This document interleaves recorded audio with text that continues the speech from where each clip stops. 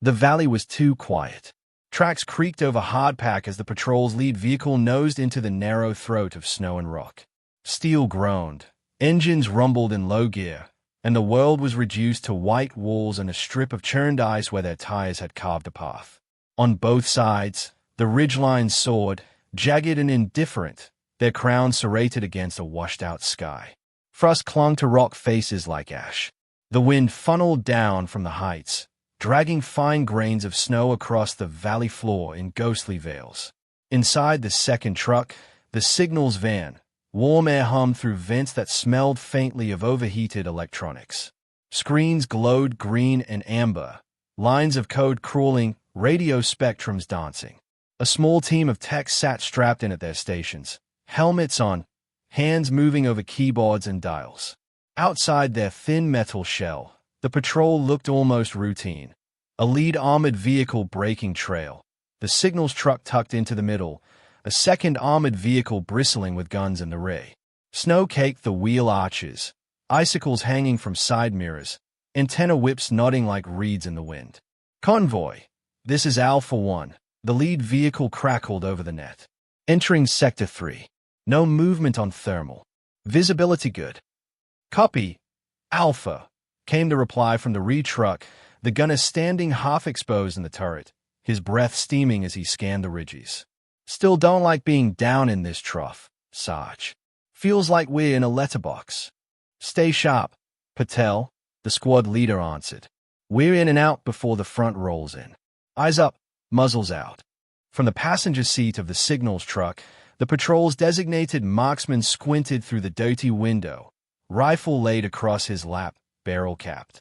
He studied the slopes out of habit, but his gaze slid off the pale expanse again and again. Snow, rock, wind. Nothing moving. Nothing obvious. Static hissed once in his headset, then cleared. He shrugged it off, thumbed the volume wheel. The steady murmur of convoy chatter returned, comforting in its mundanity. They rolled deeper. The valley pinched, sides climbing steeper, the sky a thinner strip overhead. Ice glistened in cracks, blue shadows pooling in crevices. Somewhere high above, a raven called once and was gone. It began with a flash that no one registered until the sound hit. The blast from the front of the convoy was a white blossom of fire and snow, a concussion that slapped the mountains and punched the air from lungs. The lead vehicle bucked upward, its nose vanishing in a geyser of debris, then slammed sideways, crumpling against the rock wall. For a heartbeat, everything was pure white and ringing silence. Then the shockwave slammed into the signals truck. The marksman's helmet smacked the window. Techs were thrown against their harnesses, screens flaring and flickering. Snow and dust hammered the sides like shrapnel. Contact! Contact! Contact! Someone screamed over the net, then was cut off. Behind them, a second blast roared. The rear truck's engine compartment erupted, flames and metal and black smoke spraying backward. The vehicle slewed, crashed sideways, and blocked the valley floor like a burning gate. The kill box snapped shut. The marksman stumbled out of the signals truck into a world transformed. The air stank of hot metal, burning fuel, and explosive residue. Smoke boiled low, blending with wind-driven snow so that edges were indistinct, like ink bleeding through paper. Muzzle flashes blinked along the ridges, short, controlled bursts, disciplined, not the wild spray of amateurs. Bullets slashed into the valley floor, walked across doors and armor, chipped stone from the walls. He dropped to one knee behind the truck, scrabbling for his rifle, dragging it up to his shoulder. Alpha 1, this is... His radio spat a harsh warbling squeal and died. He yanked the cable, smacked the side of the handset. Nothing. Just dead air and faint, underlying static like distant ocean surf. Across the valley, another call sign tried to punch through. Viper, this is... Static. A sharp crack. Silence. The net was gone. Not degraded. Not patchy. Smothered. Jamming, one of the techs shouted from inside the truck, voice cracking. They're sitting on us hard. This isn't random interference. This is... The rest of his sentence was lost in the rattle of machine gun fire. The marksman braced his elbows on the hood of the truck, squinting up into the chaos of the ridgeline. His scope swept over wind-carved drifts and jagged rocks. Nothing. No bodies. No faces. Just the echo of muzzle flashes, here and gone, like eyes blinking in a storm. Come on, come on, he muttered, jaw clenched so hard it hurt. Show yourself. A bullet struck the metal inches from his cheek, spraying him with paint and grit. Another hiss passed his ear. Panic surged, sharp and metallic on his tongue. He ducked, pulling his head down behind the engine block, hands shaking. Around him, men and women scrambled for cover, some caught in the open, staggering, hit. One soldier made a desperate run from the burning lead vehicle toward the relative shelter of the signals truck, boots slipping on blood-slick ice. He never had a chance. Up on the left ridge, an enemy rifle spat a precise burst. 3 rounds cut the snow a breath from the running soldier's feet, bracketing him. The next would take him center mass. The marksman saw the angle, knew he should lift his rifle, knew he should shoot, but the enemy was still invisible, the slope a jumble of white and rock. He froze, helpless, as the soldier's eyes locked on his for an instant, wide with the sudden understanding that this was it. And then another sound cut through the valley. Not the messy chatter of automatic fire, but a single, flat crack. Distant. High. The rounds meant for the fleeing soldier never came. The enemy gunman's burst stopped midway. A brief dark shape tumbled down the ridge, arms flung wide, rifle clattering away.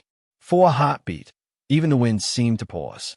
The running soldier stumbled, skidded into cover by the truck, staring up at the ridge in disbelief. What the? The marksman whispered. Another muzzle flash flickered on the opposite slope, a machine gun chewing the side of the rear vehicle to shreds. A second single shot answered, sharper than the rest. The machine gun stuttered, went silent. No one down in the valley had called for fire.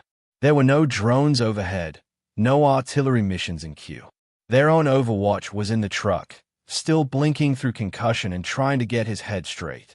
Yet enemies were dying. Precisely. Deliberately. The squad leader, pinned behind the wreck of the lead vehicle with blood soaking through his trouser leg, slammed his radio against his helmet. Any station. This is Alpha. We are in a coordinated ambassador. His words vanished into the same suffocating static. He looked up instead, following the path of his fay. The ridgeline. The high ground no one had been assigned. Up there, something moved. A tiny shift in the snow, a hint of darker fabric against the white. Too far to make out a face, too low and still to be a standing enemy. Another shot cracked, almost lazy in its cadence. A figure on the ridge jerked, rolled, and did not rise. Down below, soldiers exchanged glances, breath pluming from their lips. Who the hell is that? Someone whispered. Shut up and let them work, another replied, gripping his rifle so hard his knuckles went pale.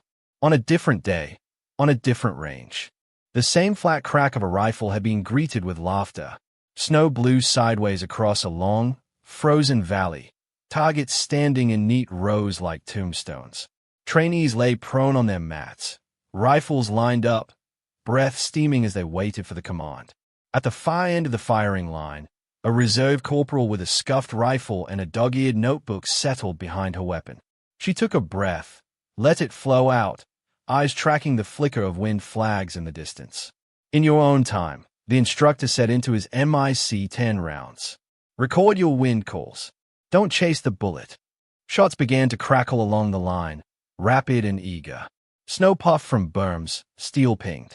Her first shot broke fractionally low, kicking dust at the foot of the target. Through spotting scopes, some of the men around her smirked. One shook his head, the corner of his mouth curling. The instructor, walking the line, exhaled through his nose in something like disappointment. Then the electronic scoreboard at the end of the range flickered, processing. Names and numbers shuffled. Her ID leapt to the top. Almost perfect. Tight cluster. Every subsequent shot had landed exactly where it needed to be.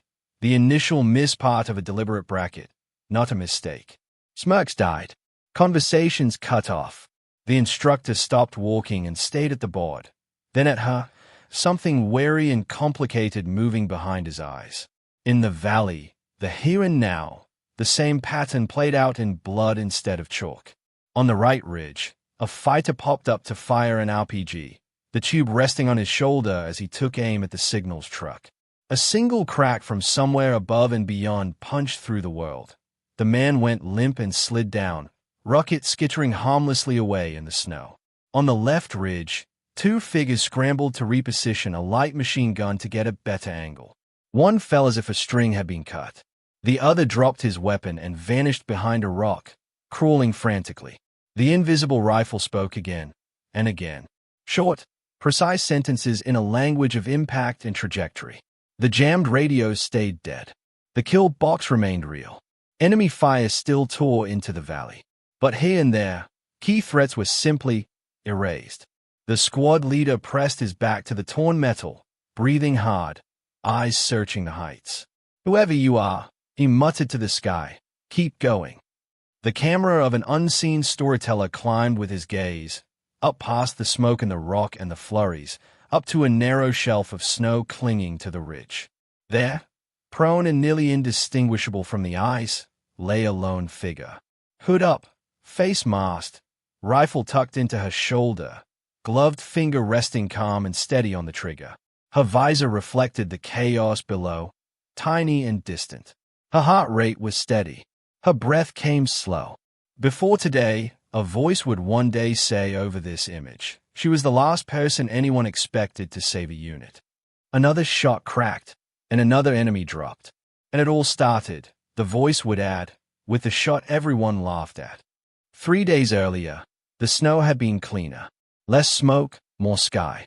The mountain training facility sat on a plateau carved from the side of a range that stretched across the horizon like a row of sleeping beasts. Antennas stabbed upward, satellite dishes glittered in the pale sun, and the air smelled of diesel, gun oil, and the faint metallic tang of cold that never quite lifted. Candidates shuffled in a loose line toward the long-range firing berm, boots squeaking on the packed snow. Their laughter carried on the wind, overloud in the way of people who hadn't yet had their edges sanded down. At the far end of the line, the corporal walked with her collar up, hands tucked into her pockets, notebook pressed against her chest under her plate carrier. Her rifle, older and more battered than most, rode slung across her shoulder, its finish worn down on the stock where hand had gripped it 1,000 times. "All right, listen up," the instructor called, voice amplified by the small speaker clipped to his vest. He stood in front of the group, boots planted wide, parka unzipped despite the cold. "This is a wind call drill. You got targets from 6 to 900 on a cross-valley lane. The wind out there is lying to you, like every briefing you will ever love." Scattered chuckles. "You read the flags, you read the mirage, you bracket your first shot," he continued. "Don't chase it with panic corrections. 10 rounds. You will be judged on your group and your process, not on whether you make the steel sing every time." He glanced along the line, eyes skimming over familiar faces, pausing for a fraction longer on the corporal at the end. "Especially you lot who think you're God's gift because you hit a pop-up target in basic," he added dryly. That earned him a louder laugh. She dropped to the snow, moving with an economy that looked almost lazy. She unfolded a bipod, settled the rifle into the pocket of her shoulder, and reached for her notebook. Wind direction, speed, temperature, distance plates. She wrote in small, neat script, pen scratching softly. "Hey, Kovac," one trainee called down the line, his breath steaming as he lay prone. "You gonna write them out a love letter before you miss?" "Maybe she's asking the rifle for permission," another added. Snickers rippled. Somebody muttered something about soft hands and range princess. Kovac ignored them. She always had. The instructor, Rourke, according to the name tape on his chest, moved behind each of them, checking positions, correcting elbows, nudging boots. When he reached Kovac, he paused. "Your data?" he asked quietly. She pushed the notebook slightly his way, keeping her cheek on the stock, eye behind the scope.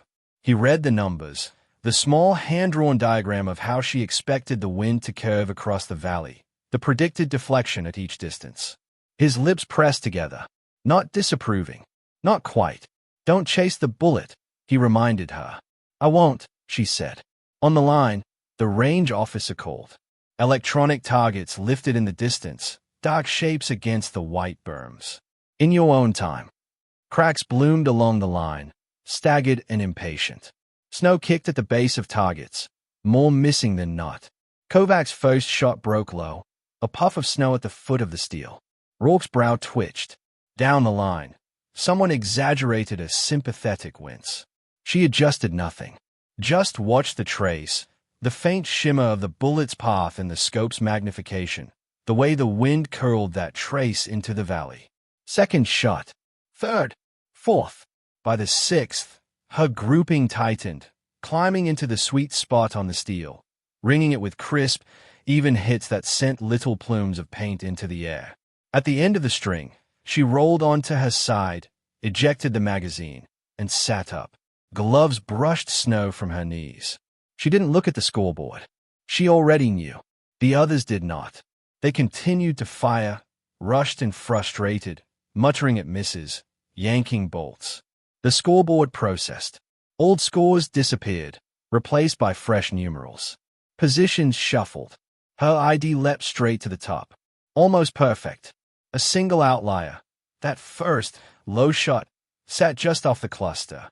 Bullshit, someone said, staring at the pixels. No way, another muttered. Systems glitched. Rourke held up a hand. Relax. System doesn't care about your feelings. He waved a range tech over. Pull her string up on the tablet. The image came up, shots mapped against the target. 9 hits tight into the center. 1 low, measured, exactly where it needed to be for a simple bracket. Rourke looked from the image to Kovac, who had taken a half step back from the line, watching the wind coming off the ridge instead of her peers. Her face was blank, but her jaw was set a fraction too tight. He frowned, not at the score, but at the file that flashed in his memory. Last deployment. An authorized engagement. High-risk target. One notation. Outcome tactically successful but politically problematic. Redacted paragraphs where narrative should have been. Reassignment to training cadre. Kovac, he said quietly, stepping closer. Where'd you learn to read terrain like that? She shrugged one shoulder. It reads itself, sir. People just don't like what it says. He studied her for a moment longer, then turned away as the next drill was set up. Later, in the briefing room, there was no snow, just a 3D model of it. The small task force crowded around the table, winter gear half-donned, helmets resting beside laptops and coffee cups. The overhead projector painted the valley in light, lines and numbers hovering over Contis. At 0900, you roll, the operations captain said, pointer tapping the holographic map. Route read straight through this valley to the relay station up here on the border ridge. He zoomed in. The valley tightened on the display, walls rising, floor narrowing. An icon marked the convoy. 3 vehicles, one of them highlighted in blue. This guy is your VIP, he said, gesturing at the blue truck. Signals intelligence package. Tech team inside, some very expensive equipment. They're going up to refresh keys and software on the ridge station. Without that, the overhead coverage for this sector starts degrading by mid-afternoon. We want those eyes online before the weather front pushes in and kicks our drones in the teeth. Screens on the side wall showed the incoming front, a swath of heavy cloud rolling across a satellite view, threatening to swallow the entire area in white. So we got a tight window, the captain continued. You use route red because everything else is either avalanche risk and cleared for IEDs or off the fuel plan. In and out, no sightseeing, no detours. Beside Kovac, a corporal from another squad whispered, "Why's the SIG truck always blue on these things? Makes it feel like we're asking for it." "Because that's who they'll shoot at first," Kovac murmured back, eyes still on the map. The intel officer took over, sliding a new layer onto the model, icons for likely enemy positions, historical contact points. "Sergeant Chatter has been interesting," she said, tapping a section of the valley. "Low confidence reporting from some of our local sources that hostile groups are asking about coalition comms gear. We don't have specific threat to your route, but we know they'd love to get their hands on anything that can talk to our birds." She gave a small, Apologetic shrug. We're treating it as background noise. But it's out there.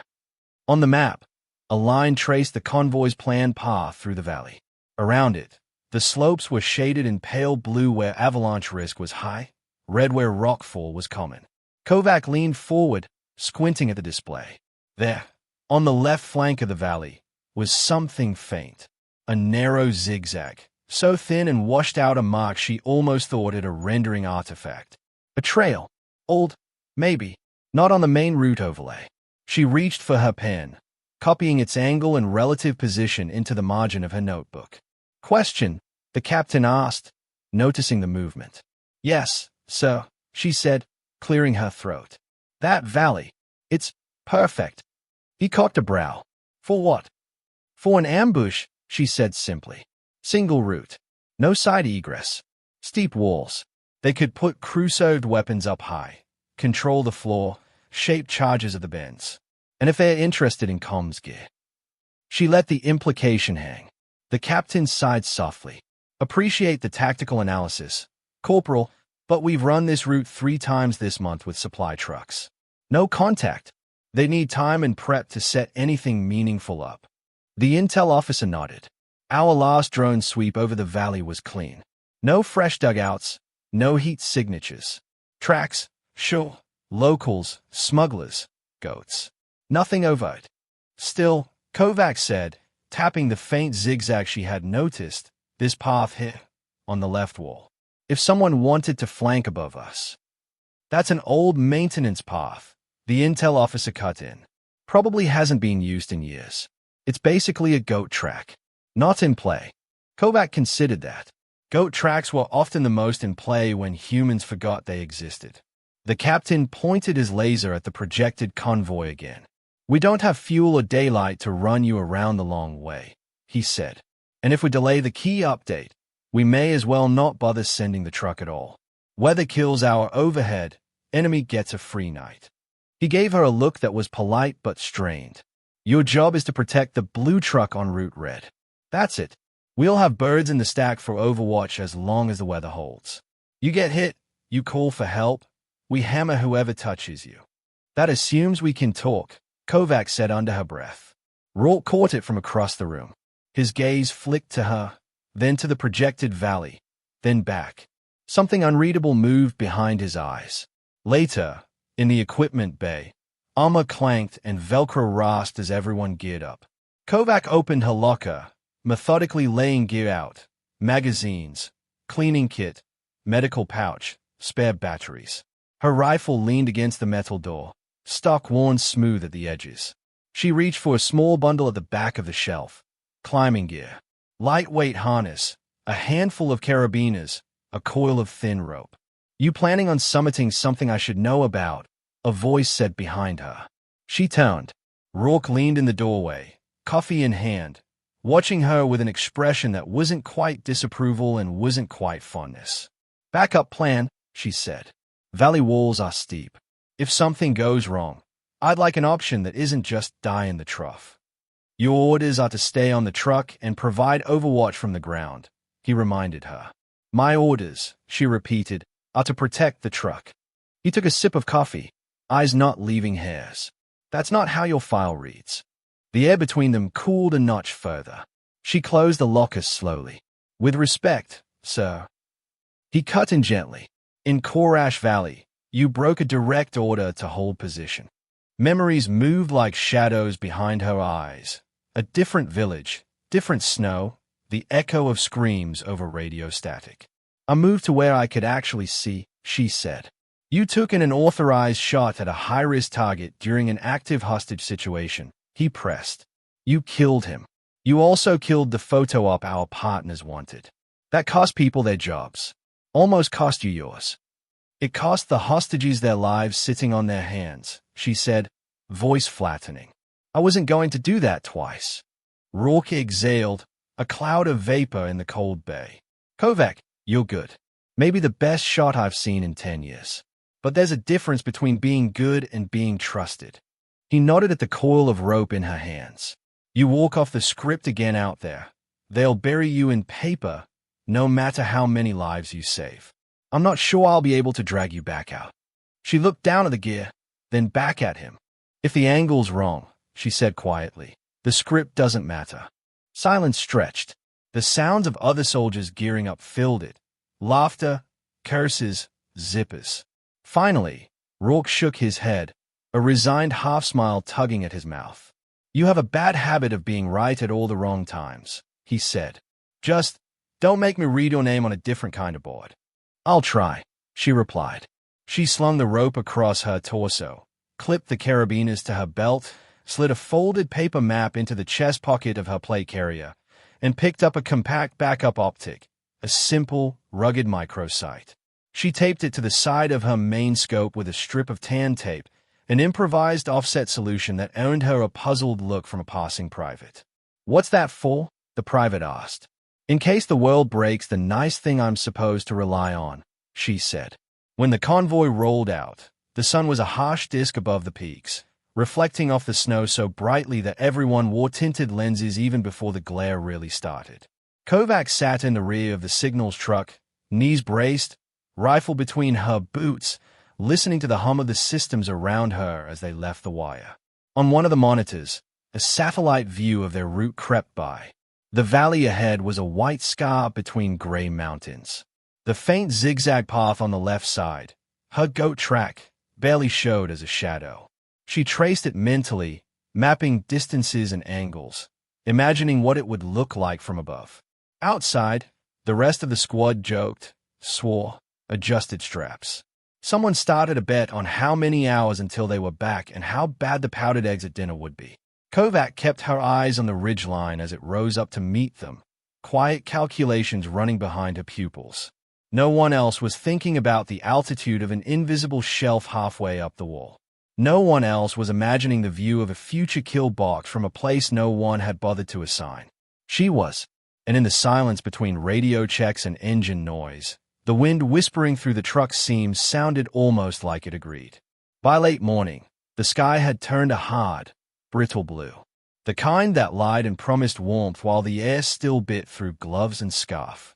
The convoy crawled deeper into the valley, tires grinding over ice. The walls seemed to lean in with every meter, steepening into cliffs braided with frozen waterfalls. In places, the valley floor was barely wide enough for 2 vehicles abreast. Alpha 1, this is Bravo, the rear truck called. Check in. Alpha 1 copies, the lead driver answered. Nothing on thermal. If the locals are watching, they're doing it from inside a snowbank. In the signals truck, the techs chatted over the hum of equipment. Crypto sync is clean, said a young woman with a nose ring glinting under her helmet.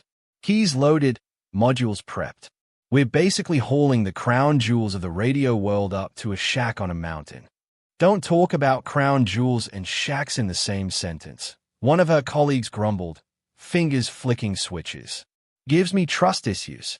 Kovac listened, eyes on the small sliver of windshield visible from her position near the back door.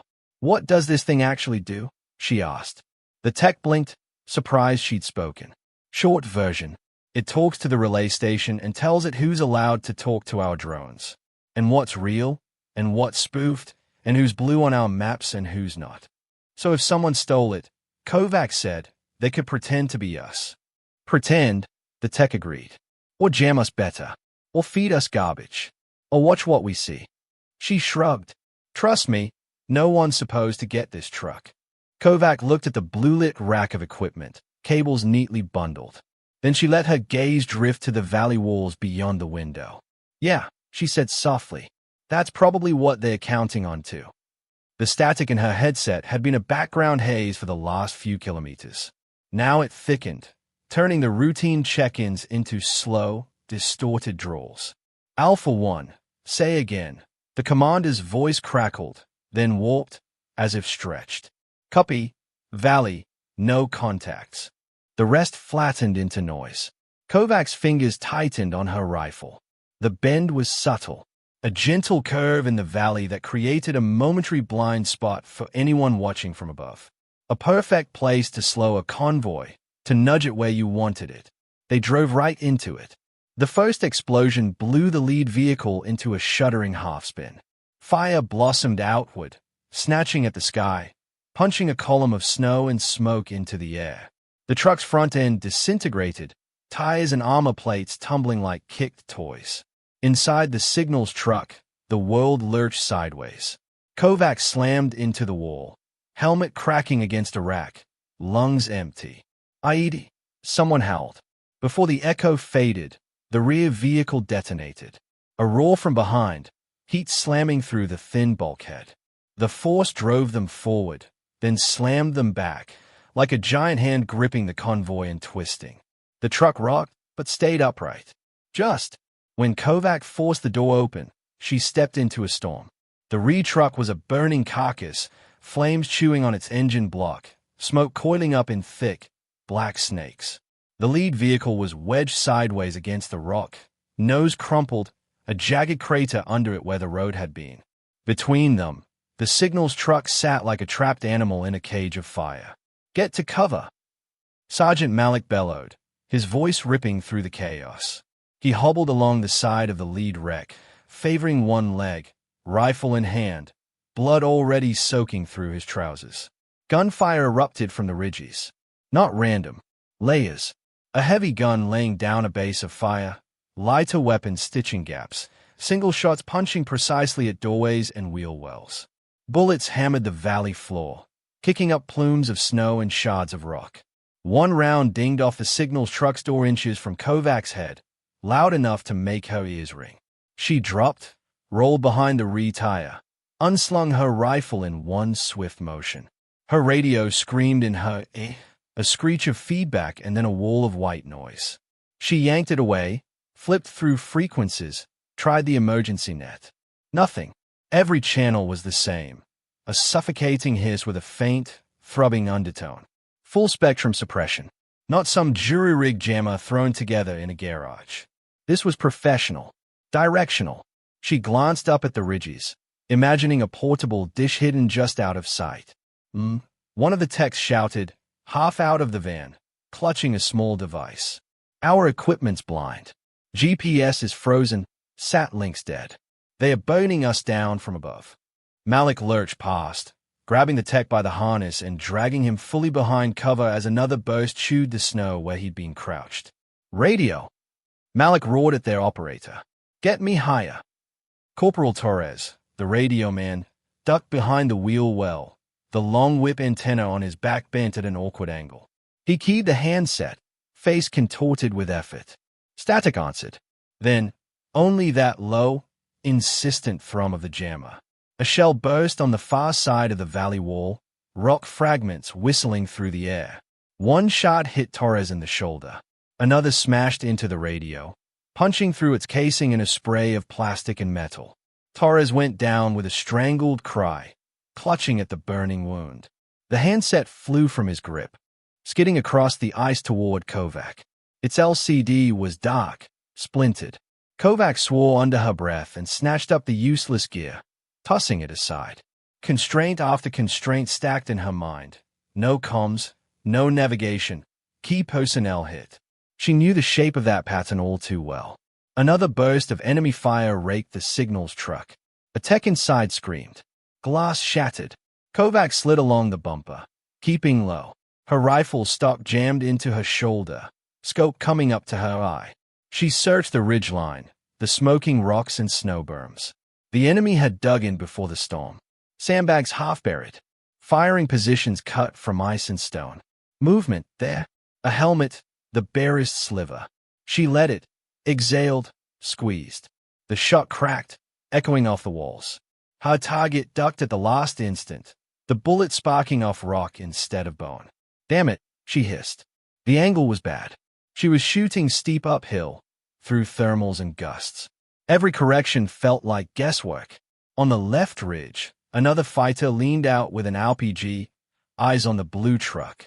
"RPG," someone shouted. Kovac swung, fired. The round grazed the man's arm. His rocket flew wild, streaking up and away before detonating harmlessly high above. She caught a flash of movement to the right, another small group of figures, darker silhouettes against the snow, moving with purpose, not firing. "Malik," she yelled, voice raw. "Right flank, See them? He squinted through the smoke. See what? She watched the figures thread through the rocks, packs on their backs, not rifles. The glint of metal tools. Cable cutters. They're coming for the truck, she realized aloud. Not us. The gear. Another barrage of fire chewed the air above her. She flinched instinctively. A round clipped the edge of her scope. Glass splintered across her eye box, a hairline fracture spiderwebbing out from the impact. For a heartbeat, her world became flaze and distortion. She jerked the rifle down, blinking, feeling tiny slivers of glass brush her cheek. Her vision resolved. Part of the scope view was now a shimmering blur. The rest was usable, but only if she shifted her head just so. Of course, she muttered. Of course you go for the optics. Stay on that rifle. Malik barked, dragging himself to cover near her, blood dripping into the snow. We hold hay. Birds will be overhead any second. We just need to ride it out. Kovac glanced at his ruined radio, at Torres bleeding out beside it, at the blinking aerolights on the jammed signals equipment. No, we don't, she said. They are not hearing us. Nobody is. Malik gritted his teeth. You leave that truck, Corporal. I will come drag you back by the throat. Another burst of enemy fire splintered the rock over his head, showering them both in grit. Kovac looked past him to the valley wall on their right. The old scars of avalanches were visible even through the smoke, long streaks where snow had torn down to bare rock. And there, tucked into that chaos, the faint hint of footsteps and switchbacks. The path she'd seen on the map. Her fingers tightened on the rifle's grip. Her heart thudded, loud in her ears. I can't fix this from down here, she said. You're not going mountain climbing in the middle of a firefight. Malik snapped. We stay. We fight. We. He gasped as a fresh round tore into his already wounded leg, buckling him. He collapsed, biting back a scream. Kovac grabbed his plate carrier, pulled him fully behind the engine block. She scanned for someone unwounded. Her eyes landed on a young private halfway between panic and focus, crouched behind a wheel well with his rifle clutched in both hands. You, she shouted. Jordan. He jerked. Why, yes. You on the truck, she said, thrusting her chin toward the signals van. You keep their heads down. You watch these arcs. She traced them in the air, visible sectors of fire. Anyone gets within 30 meters who's not us, you put them in the snow. Understood. Jordan swallowed hard, Adam's apple bobbing. Where are you going? She chambered a fresh round, checking the shattered edge of her scope, then grabbed the coil of rope from her belt. Fixing the angle, she said. He stared at the rope, at the valley wall she was eyeing. That's against. Yeah, she cut in. So is dying because we listened to the wrong person. She didn't wait for permission. Keeping low, using the chaos of smoke and fire as cover, she broke from the relative shelter of the truck and sprinted laterally toward the valley wall. Bullets snapped at her heels, stitched the snow where she'd been a fraction of a second before. Behind her, the signals truck ticked and groaned, paint blistering in the heat of the burning wrecks, its precious cargo humming uselessly. Ahead of her, the valley wall loomed, scarred and steep, the faint zigzag of an almost forgotten path cutting upward into the white. She aimed for it without looking back. The first 20 meters were a lesson in humility. Snow at the base of the valley wall looked soft, forgiving. It wasn't. Beneath the thin crust was ice as slick as glass, waiting to dump her on her back and slide her into the open if she misstepped. Kovac kept low, moving in broken dashes between jutting rocks, using them as shields. Enemy fire still focused on the convoy, on the bigger, louder, more obvious targets, giving her a small margin. Rifle hugged tight to her chest, rope bouncing against her plate carrier, she reached the first real incline, a slope where old avalanche paths had carved vertical scars into the snow. Up close, she could finally make out the path she'd seen on the map, a series of ancient steps cut into the rock, half filled with ice, switchbacks barely a boot wide zigzagging upward. Goat track, the intel officer had called it. Good goats, she muttered under her breath. She clipped into her harness, hands moving on instinct. Carabiner, belay loop, rope around a sturdy outcrop. Anchor quick and dirty, but good enough to catch a fall. The wind bit at exposed skin as she pulled herself up onto the first ledge. Her breath plumed, crystallizing in the air. She jammed her boots into the ice, feeling for purchase. Below, the valley continued to burn. She heard the distinctive thump of an RPG, the whine of its flight, the breath-stealing whump of impact. Someone screamed. She shut it out. Distance, she told herself, crawling up to the next step. Wind, angle, her mantra, the same one she'd whispered on a different mountain once before, when the radio had carried only arguments and the village below had carried only fear. In her memory, Korash Valley was narrower, more rugged. The houses had been stacked like stones, one on top of another. The hostages had been pushed onto a rooftop, faces pale, hands bound. Hold position, the voice on the net had insisted, miles away but pressing on her like a hand on her chest. We negotiate, they stall, we'll line up the optics. Sir, they're going to execute them for the camera, she'd said, watching through her scope as militants shouted and waved rifles. I have a shot on their leader. I can. You will hold, the voice had snapped. We have political considerations. We cannot. The first hostage had fallen before the sentence finished. A soundless drop in her scope, then a bloom of red that looked obscene against sun-bleached concrete. She'd taken the shot anyway. The leader's head had snapped back, his body flung down. Chaos had erupted. Some hostages had lived. Some had not. In the after-action, they'd called her hit flawless. The paperwork had called it unauthorized and premature. She had learned, painfully, that angles weren't just about ballistics. They were about who got to tell the story afterward. Now, as her fingers numbed in the cold and her boots slipped on hidden ice plates, that old conversation threatened to replay in her head. Malik's order to stay. Rourke's warning. The weight of the rope at her waist like a tether to all the rules she'd cut away from. Another explosion below shook loose a dusting of snow from the rock above her, sprinkling her helmet. Distance, she whispered, digging her crampon points into a fresh handhold. Wind, angle. She forced her mind back into the present, into the tight reality of fingers and toes and anchor points. Halfway up, the weather shifted. Clouds scudded in from the west, thin at first, then thicker, dragging veils of fine snow behind them. The wind gusted, scraping at her parka, threatening to peel her from the wall. She hunkered close, letting the rope take some of the strain, and waited for the gust to pass. When it did, the air felt sharper, colder, but also clearer. The smoke from the burning vehicles lay in a dark band below her now, trapped near the valley floor. Above it, the world felt oddly clean. Visibility up here was better. She could see across to the opposite ridge, pick out dark notches that must be enemy firing positions. Her cracked optic would be a problem, but only if she let it. She crawled onto a small lip of rock, braced herself, and lifted the rifle, one-handed, to scan ahead. Through the scope, part of her field of view was fractured, distorted. Light refracted in strange ways through the spiderweb of damaged glass. The undamaged slice, though narrow, was clear. She shifted ahead until that wedge gave her what she needed. Still functional, she murmured. Ugly, but functional. She tilted the rifle, checking the little microsight tape to the side. It powered on with a faint click, its simple dot glowing. Back up for backup, she said, almost smiling. We're really doing this. She pushed on. Near the ridgeline, the path grew narrower, hugging the sheer face so tightly that the only way forward was to flatten herself against the rock and edge sideways. Gravel and ice crumbled under her boots, vanishing into the smoky haze below. She felt very small, very alone. Then, unexpectedly, she came upon the hut. It was tucked into a natural recess in the cliff, half hidden under a sagging, snow-laden roof.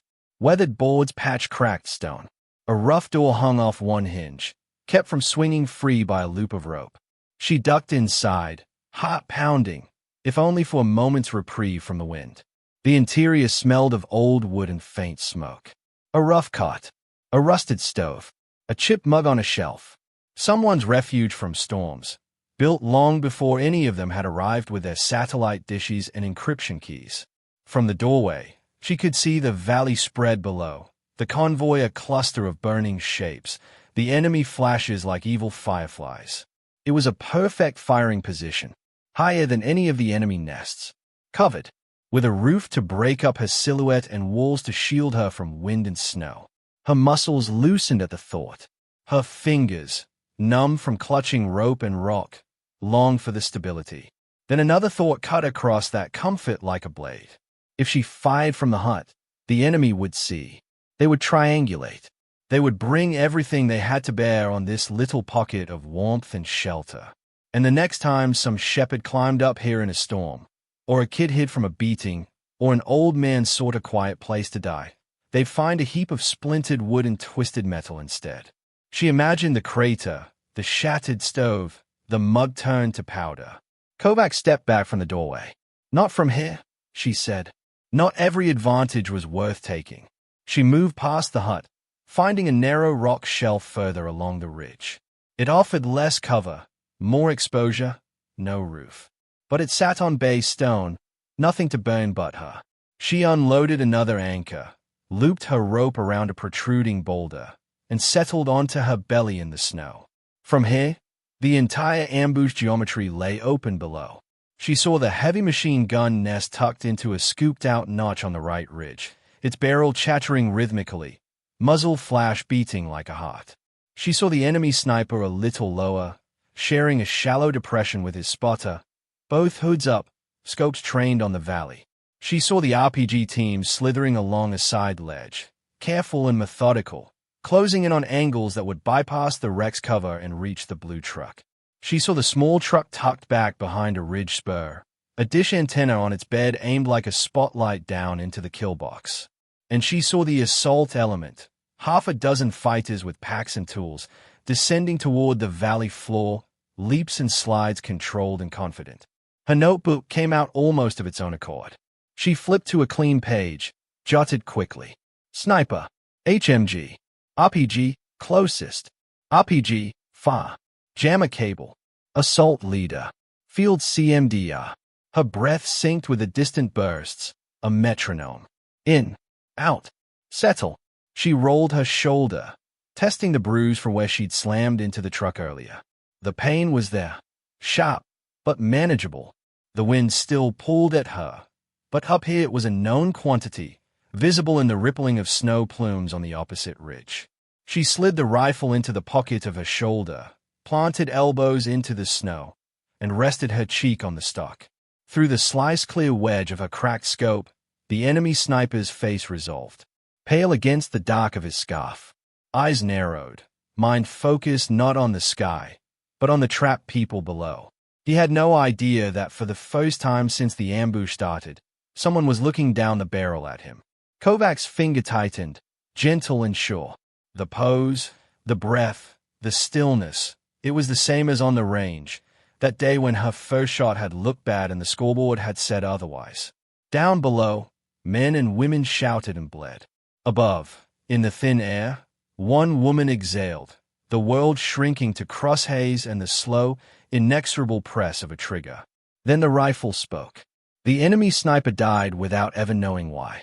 Kovac round caught him just below the eye. One moment he was squinting through his scope, the next his head snapped backward, body limp. He toppled sideways into his spotter, knocking the other man's scope askew. For a heartbeat, the spotter just stared in confusion at the suddenly slack face inches away. Then he realized what had happened and tried to roll away, reaching for his radio. Kovac's second shot cut the radio from his hand and punched through his shoulder, spinning him onto his back. He crawled, leaving a smear of red in the snow. She let him. He was no longer a priority. One. She shifted, the butt of the rifle never leaving her shoulder. Her breathing stayed even, controlled. The crack in her scope's glass glittered, a jagged crescent framing the clear sliver she relied on. The heavy machine gun's rhythm had been a steady drumbeat since the ambush began. Every burst sent sparks cascading from the convoy's armor, each tracer stitching a line of fire across the valley floor. Now, with the sniper nest quiet, the HMG team became the loudest thing on the ridge. Kovac tracked the gunner. Watch the way he hunched behind the shield. The timing of his belt changes, the small, unconscious rituals that came with familiarity.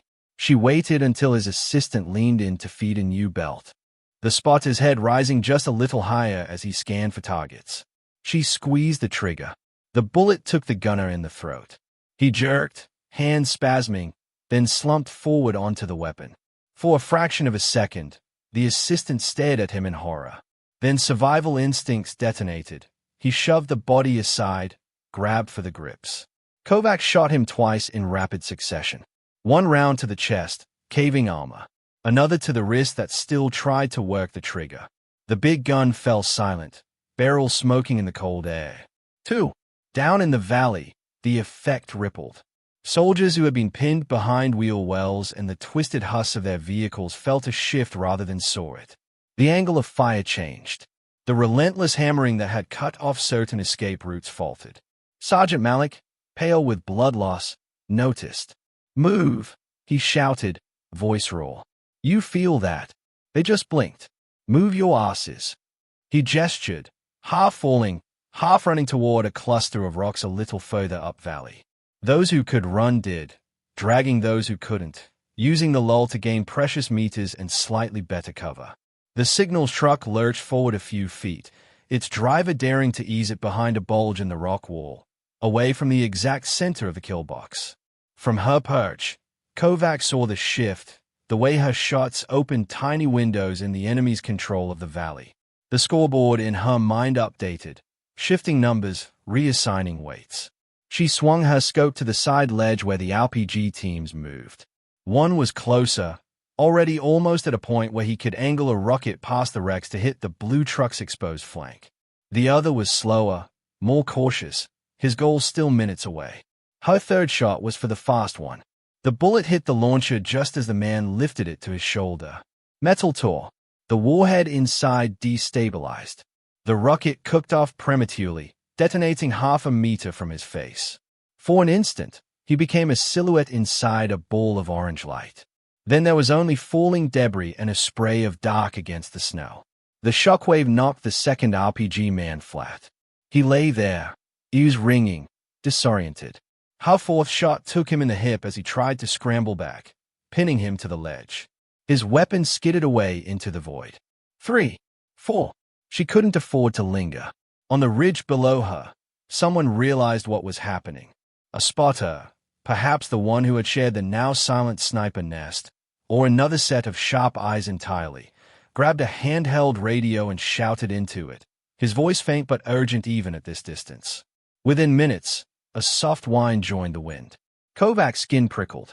She shifted her eye from the scope to the naked sky, scanning. There, emerging from behind a rock spur like a curious insect, a quadcopter drone, rotors spinning, camera pod swiveling. Its frame was small, maybe the size of a dinner plate, but the optics dangling underneath made it dangerous. It climbed, wobbling slightly in the gusts, camera scanning the ridgeline for the source of the mysterious, surgical fire that had started unpicking their perfect ambush. "Of course they have a drone," Kovac muttered. She pulled herself tighter against the rock, using the ridge-broken profile to break up her shape. From this angle, the drone's view of her was occluded. For the moment, if she shot it, she'd reveal her exact location. If she didn't, it would eventually find her anyway. Priorities, she told herself. Scoreboard. The dish-equipped truck housing the jammer sat half-hidden behind its spur. The operator was mostly covered, just a sliver of helmet and shoulder visible as he hunched over his console. But the cable snaking from the truck's bed to the dish itself was not. It lay on the snow like a black vein, fat and exposed at the connection point. She shifted her scope, lining up the junction where cable met metal. Distance, angle, wind.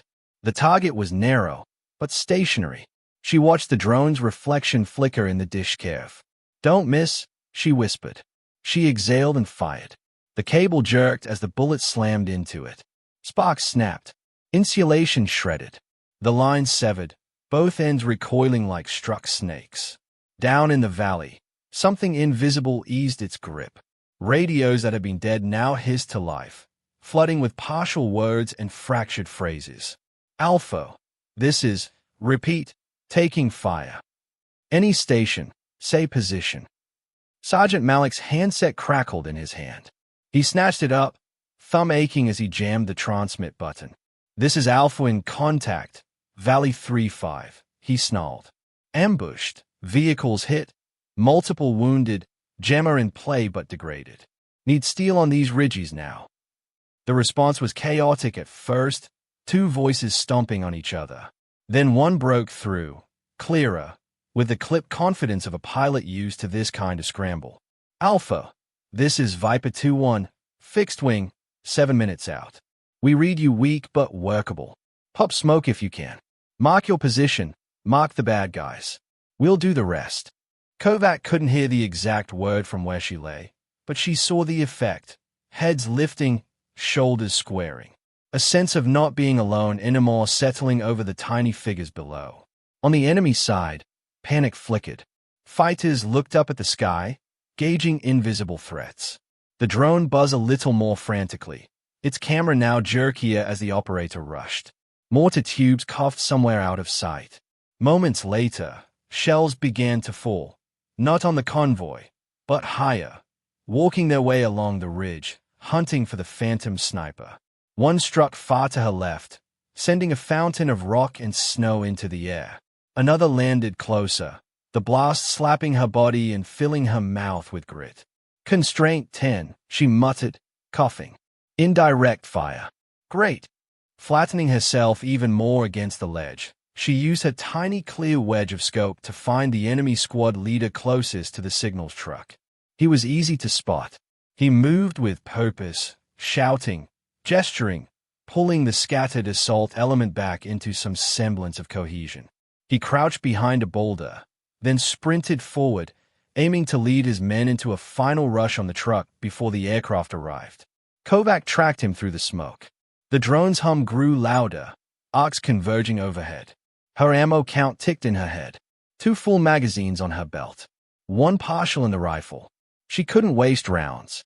She exhaled, squeezed. The squad leader folded mid-stride, his leg continuing another step before his upper body registered the hit and collapsed. He skidded on his chest, then went still. The men behind him hesitated, momentum disrupted. She didn't have the luxury of watching the aftermath. Another mortar landed close enough for the shockwave to roll under her bones. A chunk of rock grazed her arm, ripping her sleeve and scoring the skin beneath. Warm blood seeped into cold fabric. Pain fled, but she tamped it down. Her radio hissed, then clued enough to catch one word, Viper. She shifted, one hand off the rifle just long enough to thumb the transmit. This is Corporal Kovac, she said, voice low but steady. Overwatch on High Ridge southeast of Convoy. I have your targets. There was a beat of silence, then an incredulous chuckle on the other end. You alone up there? Affirm, she said. Jam a truck halfway up north face, behind rock spur. Dishes down but vehicle still intact. Multiple fighters around. Recommend that as first splash. Marking with smoke. She unclipped a smoke grenade from her vest, teeth tearing the pin. Leaning out just enough, she lobbed it onto a patch of snow a few meters in front of the jammer truck, counting on the wind to billow the colored plume up where the pilots could see. See your mark, Viper replied. Stand by. The drone finally caught a glint off her barrel. Its camera snapped in her direction, iris tightening. She saw her own reflection, tiny and warped, in its glass eye. Found me, she said. The drone began to drift toward her. She almost pivoted to shoot it. Almost. But in that split second, something else pulled her attention. Movement near the jammer truck. A man in a slightly cleaner coat, with a radio pressed to his ear and a comm set to his shoulders. The field commander. He was pulling fighters back, gesturing toward higher ground, trying to orchestrate a withdrawal before the hammer fell. If he escaped, he would do this again. Somewhere else. To someone else. Her muscles remembered Korash Valley's rooftop. The leader there, shouting over hostages. The hesitation that had cost lives. Not this time. She left the drone alive for another few seconds and shifted to the commander, tracking his pace, waiting for him to pause. He stopped beside the jammer truck to argue with a subordinate. Kovac squeezed the trigger. The bullet hit him center chest. He staggered back, slamming against the side of the truck, leaving a smear of red on the metal before he slid down. "That's your mark," she said into the radio. "Copy visual," Viper answered, voice suddenly all business. "Guns, guns, guns." A heartbeat later, the sky tore. Kovac heard the roar before she saw the impact. A dark shape streaked across the slice of sky, too fast to track, a blur against the blue. Then the jammer truck ceased to exist. The munition hit just above it, the blast blooming downward and outward, swallowing metal and flesh and snow in a blossom of fire and debris. A shockwave rolled across the ridge, rattling her teeth. The drone's feed, if it had captured her a moment ago, turned to static and then nothing. Down in the valley, soldiers who had been living inside the narrow world of their own firefights watched the ridge erupt in fire. When the smoke cleared, the dish was gone. The truck was a smoking crater. The fighters who had clustered around it were scattered, some limp, some stumbling. Command chain, severed. Jamming, dead. The pattern of enemy fire below went from orchestrated to frantic. Some shooters broke contact, running for higher ground. Others emptied magazines wildly, all discipline gone. Malik raised his radio, voice breaking as he shouted coordinates and corrections to Viper. "Walk it along that north face. They are trying to run." Kovac breathed through the ache in her arm, through the deep, bone-deep exhaustion starting to creep into her limbs. Below her ledge, figures in darker clothing were moving in the gullies. Enemy climbers, finally dispatched to deal with the problem on the ridge. They had ropes and rifles and the grim determination of people who understood that as long as she lived, their carefully laid plan was dying. She could hear them now, faint shouts in a language she only half understood, words for up and flank and there. Her magazine ran dry. She swapped it by feel, fingers slick with a mix of sweat and blood. 2 full mags left. As she slammed the fresh magazine home, a mortar shell landed so close that the world went white at the edges. The blast picked her up, slammed her down. Her ears rang, high and shrill. For a moment, she couldn't feel her fingers. When sensation returned, she realized she was lying flat on her back, half over the edge, boots scrabbling at air. Hands. Someone's hands. Rough, grabbing at her leg, trying to haul her the rest of the way off. An enemy climber had made it to her ledge. He shouted something, face contorted, rifle slung across his chest, one hand on her ankle, the other fumbling for a knife. Kovac kicked, heel connecting with his chest, buying a sliver of space. She rolled, ignoring the screaming protest in her ribs, and grabbed for her own sidearm. The pistol came free of its holster with a jerk. She fired from the hip, 3 rounds in quick succession. 2 went wide, eaten by rock. The third took the climber in the throat. He fell back, eyes wide, hands clawing at his neck as he toppled backward off the ledge. His weight yanked briefly on the rope he'd attached to some point below. The sudden tension threatened to pull her along. Kovac lunged, fingers closing on the rope that anchored her to the rock. She wrapped it around her forearm, gritting her teeth as it bit into the wound there. For a second, it felt like the world would choose between them. Then the enemy rope snapped somewhere out of sight, and weight vanished. She lay there, panting, staring up at the sky. A voice in her ear cut through the ringing. "Overwatch, this is Viper. We're prosecuting East Ridge targets. Need you to mark any remaining threats on the south side." She rolled back onto her belly. Her body protested with every movement, but function trumped feeling. "Copy," she rasped. She had maybe half a magazine left now. The other was buried in snow somewhere when the mortar had hit. Lost. She used those last rounds sparingly, not for kills so much as corrections, shooting near fleeing fighters to flush them into the open for Viper's guns, hitting rocks next to hidden positions to force heads up for Malik's squad to spot. Below, the convoy moved. Limped was more accurate, but compared to the frozen, trapped stillness of 15 minutes ago, it felt like fluid motion. The signals truck, battered and blackened, inched along the valley floor, guided into a narrow pocket of relative safety by shouted directions and Kovac's distant rounds. As enemy cohesion dissolved completely, a few fighters tried a last, desperate rush at the vehicles. They ran screaming down slopes slick with debris. They didn't get far. Between the squad's re-energized small arms and Viper's strafing runs, they were cut down. Finally, there was a lull. Not the eerie, tense kind that precedes another attack, but the exhausted, unsteady kind that follows one. Smoke hung in tattered curtains. The wind tugged at it, revealing patches of blue sky and scarred rock. Kovac's rifle clicked on an empty chamber. No more rounds. No more targets. She lay there, cheek resting against the stock, fingers cramped around the grip, and watched as the survivors below began to move, to gather their wounded, to count their dead. Her scoreboard, the one no one but her would ever see, updated one last time.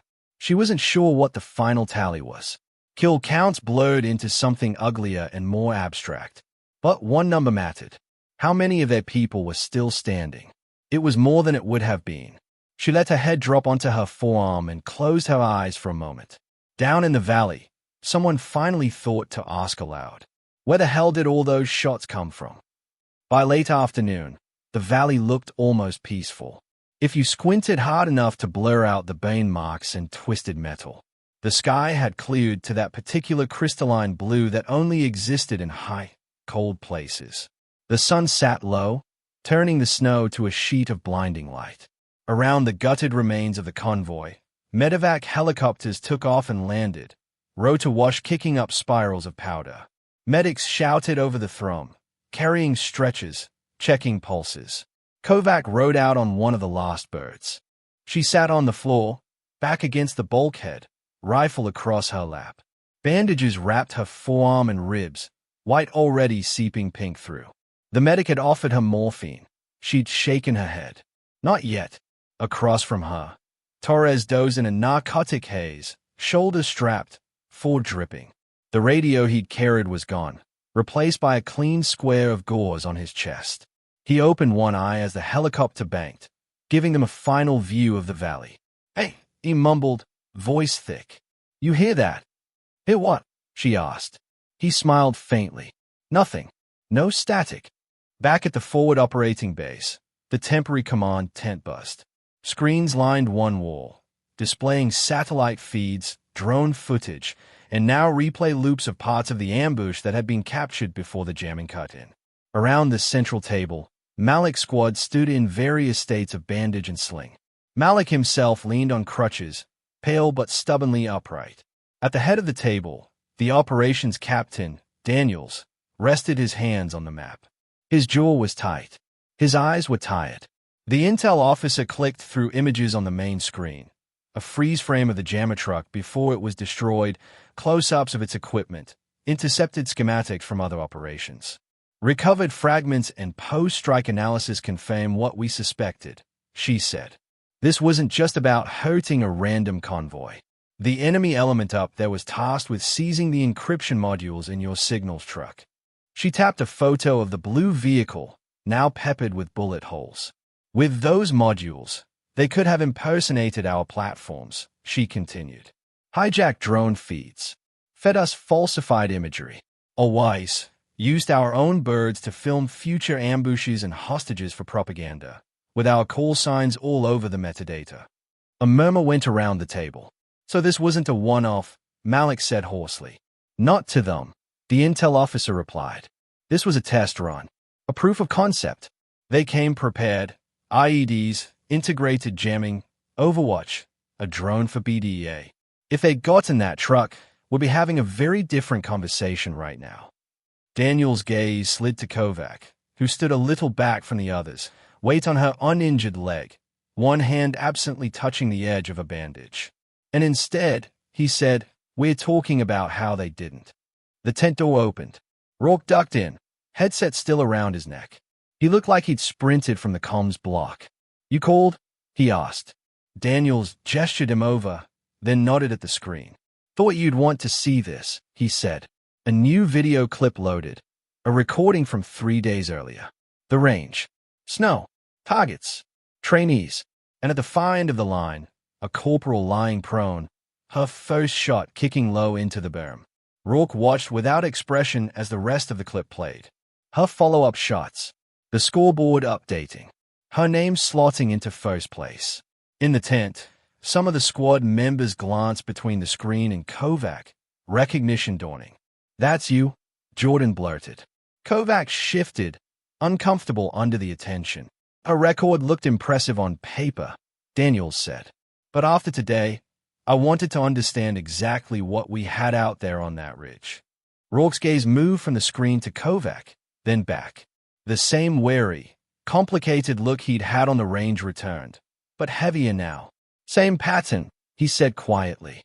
"First shot looks wrong if you don't know what you're looking at. Then you see the grouping.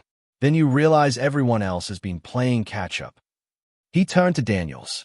"You read her file?" "Yeah," Daniels said. "I also read the disciplinary portion. Unauthorized engagement in Korash Valley. Political fallout. Reassignment." He waved the tablet with the after-action report. "And now I've read this. The AAR on the ambush was only half complete, but some things were already clear. Unidentified Overwatch element engaged and neutralized multiple enemy force multipliers. Jamming partially disrupted by precision small arms fire on support equipment. Enemy command and control degraded by targeted elimination of leadership. Overwatch element later identified as Corporal Kovac, acting independently." Daniels looked up. "On paper, she broke orders leaving that truck's immediate defense." Malik shifted on his crutches. "On the ground, sir. If she hadn't left, none of us would be standing here to argue about it." Several of the squad murmured agreement. Jordan nodded vigorously. "I watched her run," he said. "Thought she was crazy. Then people started dropping up there, and I realized crazy was saving my life." Daniels rubbed his temples. "I'm not questioning that she saved the mission," he said. "I'm questioning what I do with the fact that she did it her way, not mine." He gestured toward the back of the tent. "Corporal, with me." The smaller side room was quieter. A simple desk, a couple of folding chairs, a map pinned to one wall with pushpins marking recent incidents. Daniels closed the flap behind them, shutting out the hum of the main tent. Kovac stood at parade rest, then dropped it when he waved her into a chair. Sitting made her ribs complain, but she hid it. "You look like hell," he said. "I've had worse," she replied. "That's what your file says," he muttered. He sat opposite her, hands folded, eyes steady. "Walk me through your decision to leave the truck," he said. She did, calmly, fact by fact. The jammed radios, the angle of enemy fire, the approaching assault element, the uselessness of shooting uphill from the valley floor with a cracked optic and blind spots everywhere. "The jammer had to go," she finished, "and I wasn't going to hit it from where I was. The path on the wall was the only way to get above it in the time we had. You knew climbing that route would take you out of my direct control," he said. "Yes, sir." "You knew your last unauthorized movement in a valley got you reassigned." "Yes, sir." "But you did it anyway." She met his gaze. "Yes, sir." "Why?" She thought of Korash Valley, of the hostages who had lived and died in the space between orders and reality. "Because the angles were wrong," she said. "Down there, we were in their geometry. Everything favored them.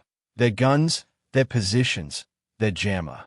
Staying meant we died on their terms, maybe with our hands still on our radios waiting for help that wasn't coming." She took a breath, slow, careful. "Up there, I could change that geometry," she continued. "Take away their sniper, their heavy gun, their rockets. Cut their jammer's cord. Give our people a window and a voice." She shrugged faintly. "I'd rather answer for breaking a plan than be a name on a list because I kept it." Silence stretched between them. Finally, Daniels sighed. "Command doesn't like people who freelance," he said. "You know that." "Yes, sir." "They like even less when freelancing gets media attention or makes partners uncomfortable." "Yes, sir." "This time," he went on, "the only people who are going to be uncomfortable are the ones who planned that ambush and watched you dismantle it. And the only media this will ever see is a classified briefing slide." He leaned back, chair creaking. "Your actions today saved that truck, that team, and probably a lot of future patrols," he said. You gave my people a chance to fight back. I'd be an idiot not to recommend you for commendation. Her brows lifted slightly. She hadn't been expecting that. But, he added, raising a hand, I'm also not going to pretend you didn't break orders to do it. She nodded once. Understood. So here's what's going to happen, Daniels said. The official write-up will say you executed initiative within commander's intent under degraded communications. It'll note that your actions were decisive in neutralizing the threat. And it'll go in your file that you are not to be parked where your initiative can't be used. He gave a humorless half-smile. It won't say that last part in those words. But the people who matter will read between the lines. Am I being charged? She asked. He shook his head. No. And if someone up the chain tries, they're going to be very lonely in that argument. Too many survivors owe you too much. He stood, signaling the end of the debrief. One more thing, he said. Rourke tells me you don't like talking in front of a room. Talking doesn't change angles, sir, she said. Maybe not, he replied. But sometimes people need to know whose voice to listen to when the angles go bad. He opened the flap, letting the noise of the main tent wash back in. Word had spread by the time she returned. Not in the dramatic, movie way. No slow clap, no cheering.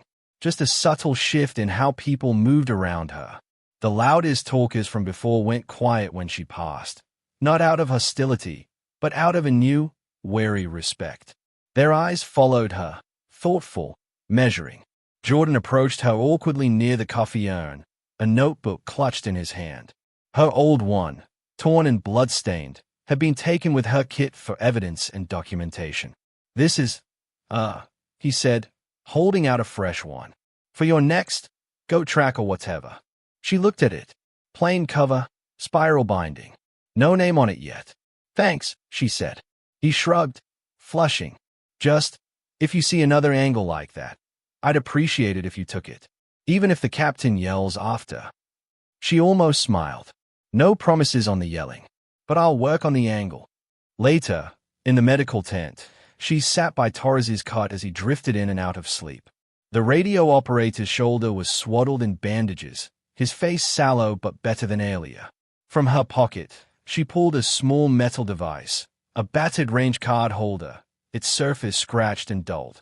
On the back, barely visible now, were the initials of someone long gone.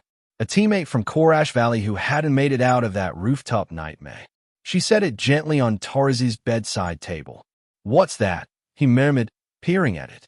Old debt, she said. Paid forward. He nodded, eyes sliding shut again.